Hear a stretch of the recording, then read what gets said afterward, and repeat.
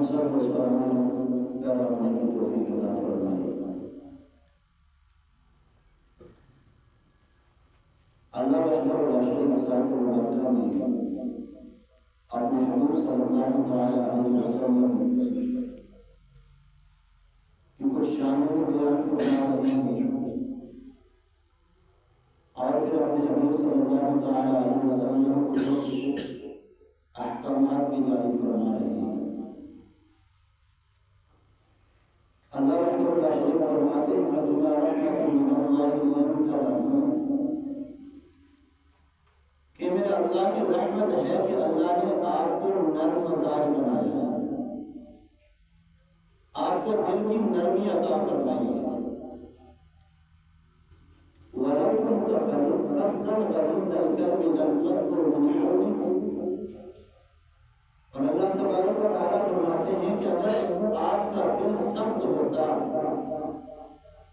تو یہ جو صحابہ کی جماعت ہے یہ آپ کے نزدیک کبھی بھی نہ آتی۔ تو معلوم ہوا کہ آپ علیہ الصلوۃ والسلام کو اللہ تبارک و تعالیٰ نے دل کی نرمی عطا فرمائی، اور آپ علیہ الصلوۃ والسلام جس سے بھی گفتگو فرمایا کرتے تھے نرم لہجے میں اور پیار بھری گفتگو ہوا کرتی تھی۔ یہی وجہ ہے کہ بہت سے لوگوں نے آپ کو بولتے ہوا سنا تو آپ پر ایمان لے گیا۔ وَلَوْ كُنْتَ فَظًّا غَلِيظَ الْقَلْبِ لَانفَضُّوا مِنْ حَوْلِكَ فَاعْفُ عَنْهُمْ وَاسْتَغْفِرْ لَهُمْ، اے میرے نبی اگر ان سے کوئی غلطی ہو جائے، کوئی کوتاہی ہو جائے تو ان سے درگزر کیجیے، وَاسْتَغْفِرْ لَهُمْ، اور ان کے لیے اللہ سے معافی طلب کیجیے۔ اور پھر اللہ تبارک و تعالیٰ ہمیں حکم دے رہے ہیں وَشَاوِرْهُمْ فِي الْأَمْرِ، کہ یہ جو میں نے آپ کو مختصر سی جماعت عطا کی ہے، اگر آپ کو دنیا کا کوئی کام ہو، کوئی بھی کام ہو، تو اس کام کے اندر ان سے مشورہ ضرور کیجیے۔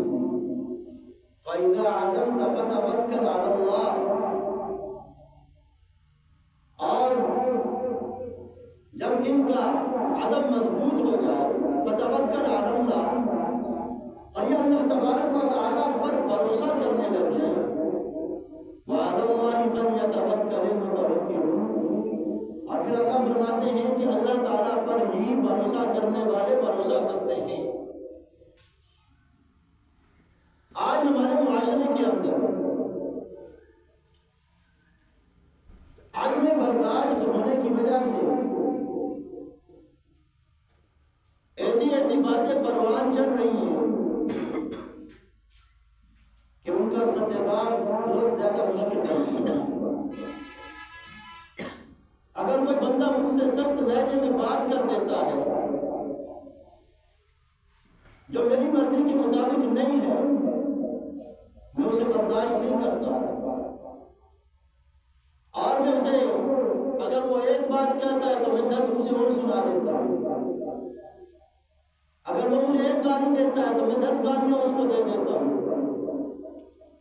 اگر وہ مجھے پتھر مارتا ہے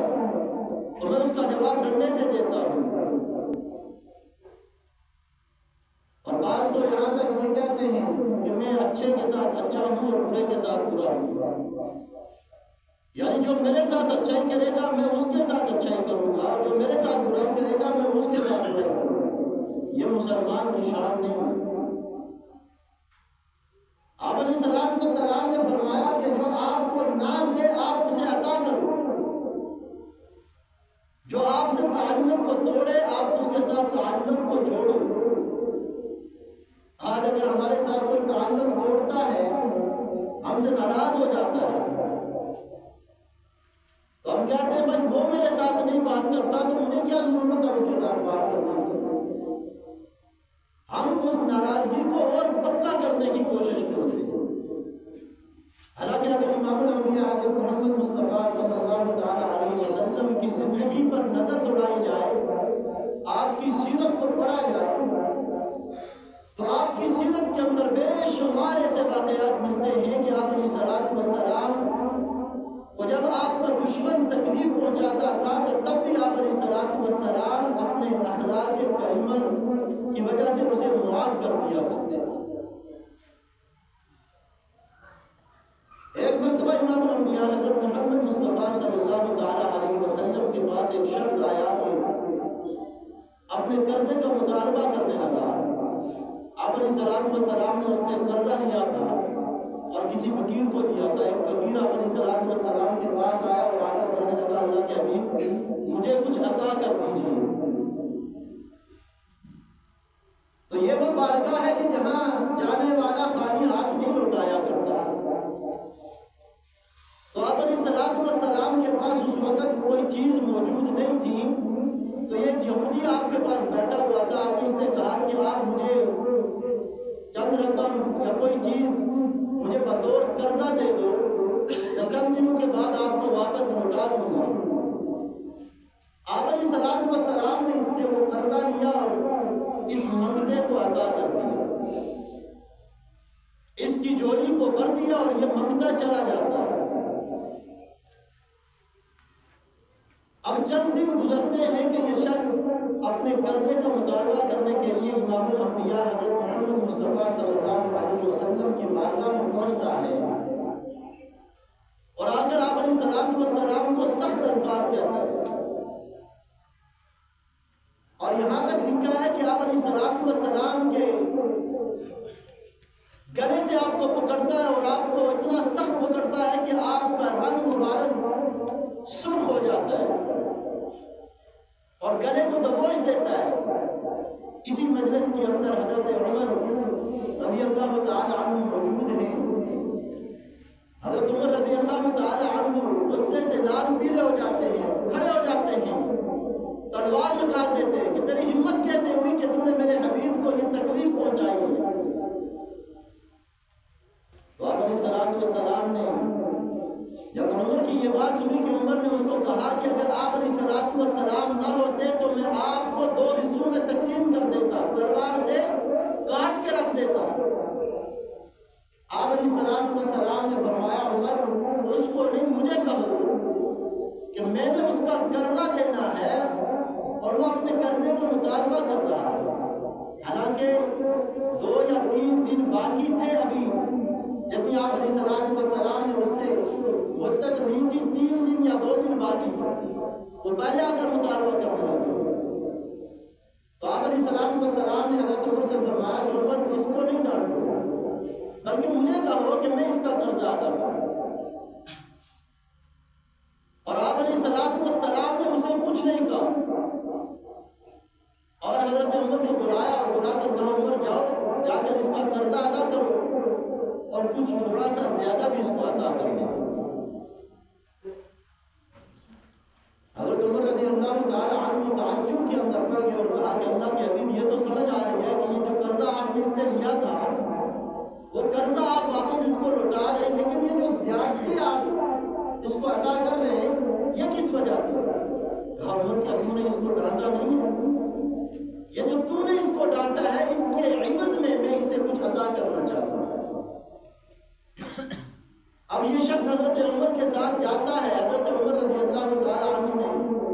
راستے میں جاتے ہوئے اسے چند باتیں کہی۔ اب یہ شخص کہنے لگا کہ میں یہود کا بہت بڑا عالم ہوں اور میں نے اس نبی کی ہر ادا کو اپنی کتاب کے اندر پڑھا ہے۔ اب 2 باتوں کو دیکھنے کے لیے میں اس کی مجلس میں آیا تھا اور ان کو دیکھنا چاہتا تھا۔ ایک یہ کہ آپ علیہ السلام کے اندر اگر آپ سے کوئی بدتمیزی کرتا ہے، آپ کے گستاخی کرتا ہے، آپ کی شان میں سخت الفاظ کہتا ہے، تو کیا آپ علیہ السلام اس کو برداشت کرتے ہیں یا نہیں کرتے، صبر کرتے ہیں یا نہیں کرتے؟ اور کہا کہ عمر میں نے یہ دونوں باتیں آپ کے نبی میں پائی ہیں، اب میں قرضے کا مطالبہ کرنے کے لیے نہیں آیا تھا، میں تو یہ دیکھنا چاہتا تھا۔ عمر سے کہا مجھے لے چلو اس بارگاہ میں اور میں اسلام قبول کرنا چاہتا ہوں۔ جاتا ہے، جا کر آپ علیہ السلام کے قدموں کا بوسہ لیتا ہے اور فرماتا ہے کہ اللہ کے حبیب مجھے کلمہ پڑھا دیجیے، میں مسلمان بننا چاہتا ہوں۔ کلمہ پڑھ کے مسلمان بن جاتا ہے۔ اگر اس طرح سے کوئی آ کے مجھے اور آپ کو گلے سے پکڑے اور سخت الفاظ کرے تو کیا میں اور آپ بھی برداشت کر سکتے ہیں؟ ہم برداشت نہیں کرتے۔ ہمارے گھریلو جھگڑے جو ہوتے ہیں وہ اسی بنا پر ہوتے ہیں کہ اگر گھر والی کوئی سخت الفاظ کہہ دیتی ہے خامد کو تو خامد برداشت نہیں کرتا، وہ اسے طلاق دے دیتا ہے، طلاق کی حد تک نوبت آ جاتی ہے۔ خامد بیوی کو کچھ کہتا ہے تو بیوی برداشت نہیں کرتی، ماں بیٹے کو کچھ کہتی ہے بیٹا برداشت نہیں کرتا، بیٹا ماں کو کچھ کہتا ہے ماں برداشت نہیں کرتی، بہن بھائی آپس میں لڑ جائیں تو ایک دوسرے کو برداشت نہیں کرتے، صبر کا مظاہرہ نہیں کرتے۔ جی اسی وجہ سے آج ہمارا معاشرہ تنزلی کی طرف جا رہا ہے۔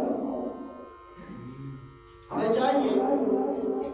کہ ہم آپ علیہ الصلوۃ والسلام کی زندگی کو پڑھیں، صحابہ کرام کی زندگی کو پڑھیں اور پڑھ کر کے دیکھیں کہ انہوں نے کن مشکلات کا سامنا کیا اور صبر کا دامن کبھی بھی نہیں چھوڑا، استقامت کے ساتھ دین کے ساتھ وابستہ رہے تو اللہ تبارک و تعالیٰ نے ان کی دنیا کو بھی جنت بنا دیا اور دنیا کے اندر ہی صحابہ کو جنت کی خوشخبری سنا۔ ایک مرتبہ حضرت حسن رضی اللہ تعالی عنہ کے پاس ایک لونڈی آتی ہے اور آپ رضی اللہ تعالی عنہ نے عید کا نیا جوڑا پہنا ہے، عید کا دن ہے، اور وہ لونڈی آپ کے لیے پیالے کے اندر سالن لے کر آتی ہے۔ جب آپ کے پاس پہنچتی ہے تو کسی چیز کے ساتھ اس کا پاؤں اٹکتا ہے اور وہ سالن کا پیالہ آپ رضی اللہ تعالی عنہ کے کپڑوں پہ گر جاتا ہے۔ اب کپڑوں کا نیا جوڑا ہے، عید کا دن ہے، سارے کپڑے خراب ہو جاتے ہیں۔ اب قریب تھا کہ حضرت حسن اسے کچھ سخت الفاظ کہتے ہیں، لیکن وہ ان کی لونڈی تھی، بڑی سیانی تھی۔ اب فوراً اس کی زبان کے اوپر جو ہے نا قرآن کی آیت میں چلنے لگی اور فوراً قرآن کی آیت پڑھی،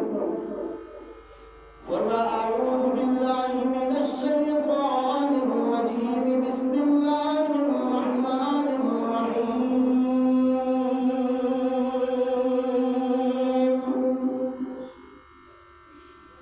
والکاظمین الغیظ۔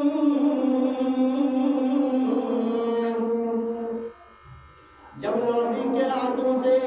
پیالہ گر جاتا ہے، حضرت حسن کے کپڑے گندے ہو جاتے ہیں،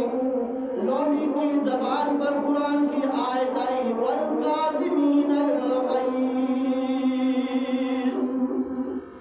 فرما کہ اللہ کے بڑا درجہ پانے والے وہ ہیں کہ جو اپنے غصے کو پی لیا کرتے ہیں۔ حضرت حسن نے جب اس کی زبان سے قرآن کی آیت سنی، عرض کہا میں نے غصہ پی لیا۔ اب لونڈی نے فوراً آگے قرآن کی آیت پڑھی اور فرمایا والعافین عن الناس، فرمایا کہ اللہ کے یہاں بڑا درجہ پانے والے وہ ہیں کہ جب وہ کسی کی غلطی کو دیکھتے ہیں، کسی کی غلطی کوتاہی کو دیکھتے ہیں تو لوگوں کی غلطیوں کو معاف کر دیا کرتے ہیں۔ حضرت حسن نے فرمایا جا میں نے تجھے معاف کر دیا، اور پھر لونڈی کی زبان پر قرآن کی آیت میں چلنے لگی، فرمایا واللہ یحب المحسنین، فرمایا کہ میرے اللہ کا فرمان ہے کہ اللہ احسان کرنے والوں سے محبت کیا کرتے ہیں۔ حضرت حسن نے کہا جاؤ میں تجھے آزاد کرتا ہوں، آزاد کر کے تیرے اوپر احسان کرتا ہوں۔ اگر آج ہمارے ہاں عید کا دن ہو، لونڈی دور کی بات، ہماری بیوی کے ہاتھوں سے ہمارے کپڑے گندے ہو جائیں، ہم اسے یا تو اٹھ کے تھپڑ لگا دیں گے، یا اگر تھپڑ نہیں لگاتے اس کو گالیاں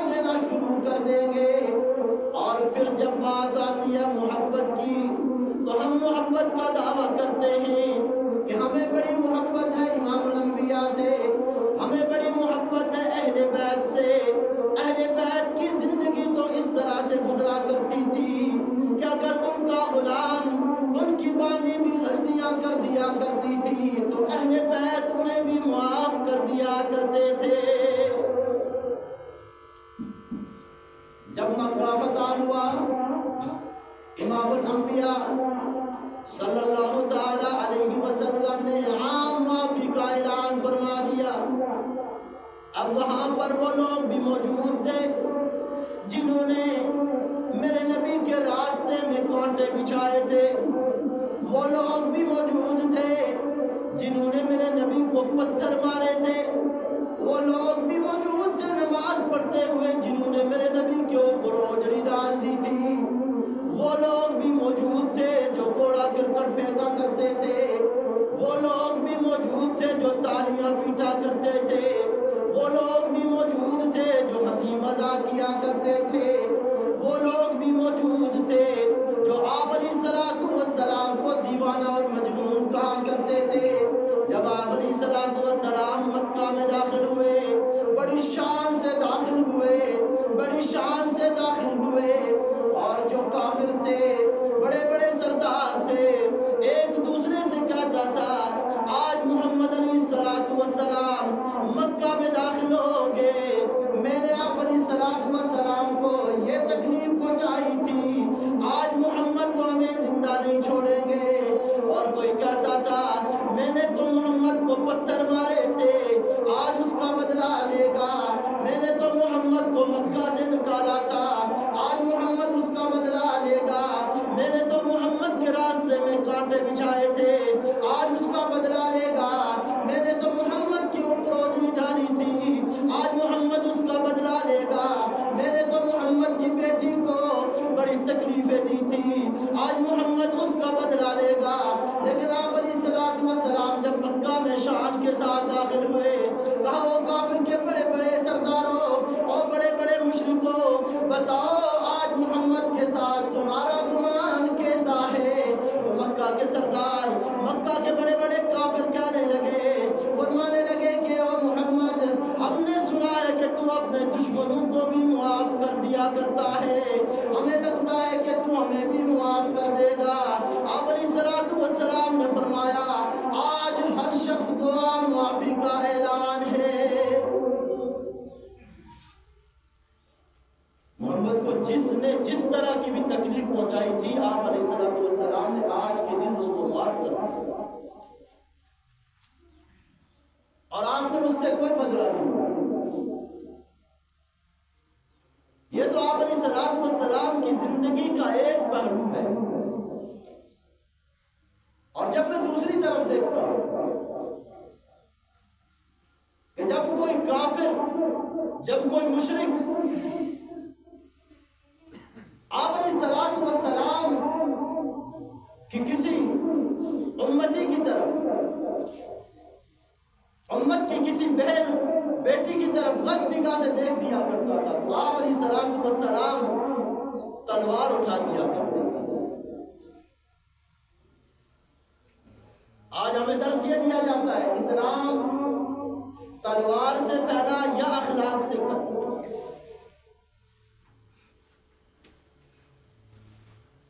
یہ بات بجا ہے کہ آپ علیہ السلام کے اخلاق کو دیکھ کر بھی کئی لوگوں نے اسلام قبول کیا ہے، لیکن اسلام ہر جگہ پہ ان اخلاق کو اپنانے کا درس نہیں دیتا۔ اللہ کے حبیب صلی اللہ تعالی علیہ وسلم میدان بدر میں جاتے ہیں، تلوار ہاتھ میں ہے، آپ علیہ السلام غزوہ خندق میں جاتے ہیں، تلوار ہاتھ میں ہے، حتیٰ کہ 27 غزوات میں جاتے ہیں، تلوار میرے نبی کے ہاتھ میں ہے۔ جب آخری وقت آیا، اللہ کے حبیب نے اپنے حجرے میں تلوار چھوڑی، تیر چھوڑا اور زرہ چھوڑی، اور فرمایا کیا میری امت، جب تک تم جہاد کرتی رہو گی، کوئی تمہاری طرف میری آنکھ سے نہیں دیکھ سکے گا، اور جب تم نے اس جہاد جیسے عظیم فریضے کو ترک کر دیا، ہر طرف سے ذلت تمہارے اوپر مسلط کر دی جائے گی۔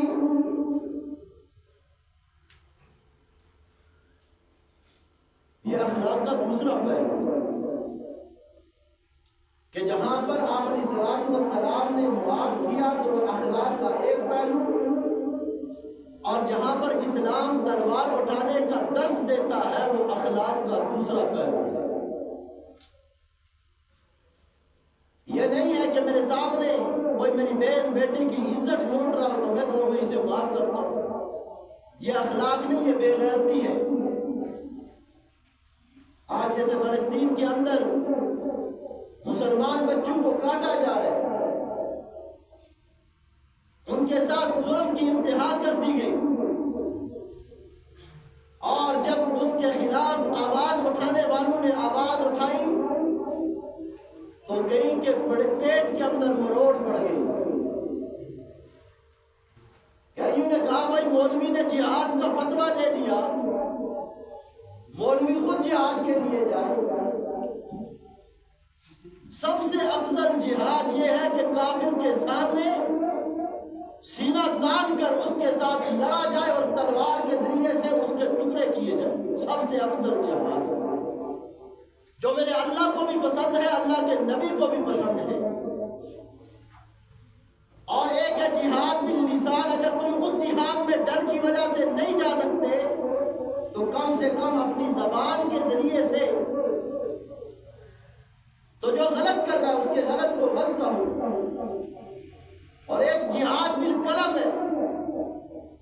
کہ قلم کے ذریعے سے آپ اگر اس کے خلاف لکھ سکتے ہو تو اس کے خلاف لکھو۔ لیکن میں نے عرض کیا کہ جہاد جو سب سے افضل ہے وہ جہاد بالسیف ہے، تلوار کے ذریعے سے اللہ کے راستے میں لڑنا ہے۔ آج ہم نے اس فریضے کو چھوڑ دیا۔ 57 ممالک مسلمان کے ہاتھ پر ہاتھ رکھے بیٹھے ہیں، کوئی بھی اس کافر کی طرف میلی آنکھ سے نہیں دیکھ سکتا، اس لیے کہ آج کا کفر آج متحد ہو کر بیٹھ گیا، اور میں اور آپ پوری جگہوں کے اندر، کوئی زمین کے تنازع کے اندر، کوئی کہتا ہے میں بریلوی ہوں، کوئی کہتا ہے میں دیوبندی ہوں، کوئی کہتا ہے میں اہل حدیث ہوں۔ دیوبندی نے فتویٰ دیا تو بریلوی لڑنے کے لیے تیار نہیں، بریلوی نے فتویٰ دیا دیوبندی لڑنے کے لیے تیار نہیں۔ اللہ کے حبیب نے ہمیں ایک امت بنایا تھا، ایک جان بنایا تھا۔ مسلمانوں جب تک تم ایک جان تھے تب تک تو کوئی تمہاری طرف میری آنکھ سے نہیں دیکھ سکتا تھا، لیکن جب تم علیحدہ علیحدہ ہو گئے تو ہر طرف سے تمہارے اوپر چڑھائی کی گئی، تمہیں مارا گیا، تمہیں پسپا کیا گیا۔ کوئی کہتا میں پاکستانی ہوں، کوئی کہتا میں بلوچ ہوں، کوئی کہتا میں پٹھان ہوں، کوئی کہتا میں کشمیری ہوں۔ یہ تعصب کی جنگ ہے،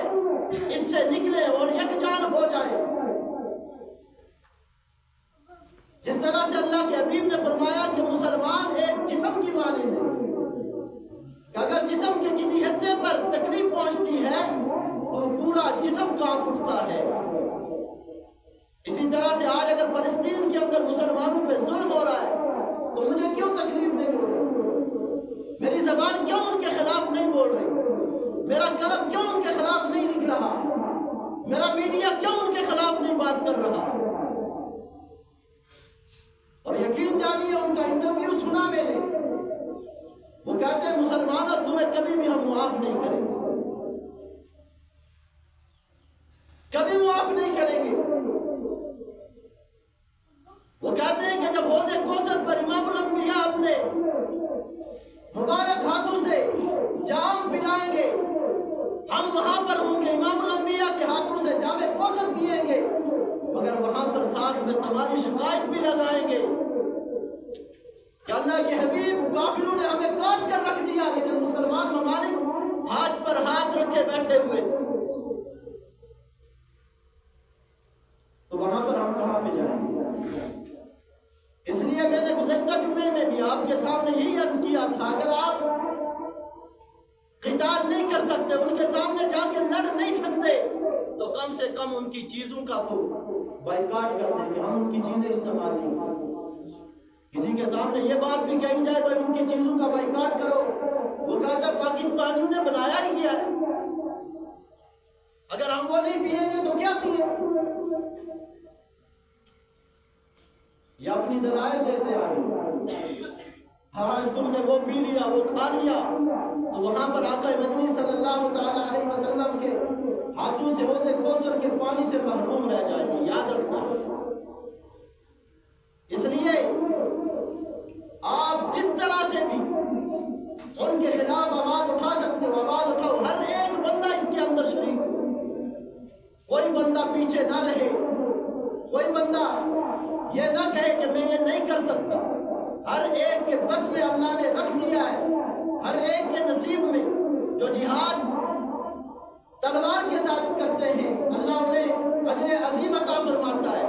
ان کا خون کا قطرہ زمین پر گرنے سے پہلے اللہ ان کے گناہوں کو معاف فرما دیتے ہیں، اور جنت کی حوریں ان کا لہو صاف کرنے کے لیے جنت سے زمین پر آ جاتی ہیں۔ ان کی بڑی شان ہے، بڑا مقام ہے، بڑا مرتبہ ہے، لیکن اگر ہم وہاں نہیں جا سکتے، لڑ نہیں سکتے، تو کم سے کم یہ بات ضرور کریں کہ اسرائیلی مصنوعات کا مکمل بائیکاٹ کریں، اور جس دکان کے اوپر یہ اسرائیلی مصنوعات فروخت کی جاتی ہیں اس دکاندار کا بھی بائیکاٹ کریں گے، اس کے پاس سے بھی ہم کوئی چیز نہیں لیں گے انشاءاللہ، تاکہ پتہ چلے بھائی تو مسلمان کے گھر میں پیدا ہوا ہے اور تو ان کی چیزوں کو بنا کے تو